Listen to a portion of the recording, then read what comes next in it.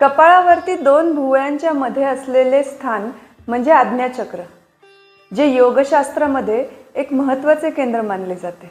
कपाळावरील या भागाच्या मागे मेंदूमध्ये पिट्युटरी ग्रंथी असते, जी शरीरातील इतर हार्मोन्सला नियंत्रित करण्याचं काम करते. कपाळावरील या भागावर टिळा लावल्याने ही पिट्युटरी ग्रंथी तिचे कार्य अधिक प्रभावीपणे पार पाडते, हे शास्त्राने देखील सिद्ध केले आहे. आयुर्वेदानुसार कपाळावरील हा भाग पित्त दोषाशी निगडीत असतो. यावरती चंदन किंवा गंध लावल्यामुळे ह्या भागाला थंडावा मिळतो आणि एकाग्रता आणि मानसिक शांतता अनुभवता येते. टिळा लावल्याने या भागावर सौम्य दाब येतो, जो ॲक्युप्रेशर सारखा प्रभाव निर्माण करतो आणि मनशांतीचा अनुभव देतो. चंदन आणि गंध याचे सुगंध हे ॲरोमाथेरपीमध्ये वापरले जातात, जे मनाची अस्वस्थता कमी करतात आणि सकारात्मक ऊर्जा निर्माण करतात.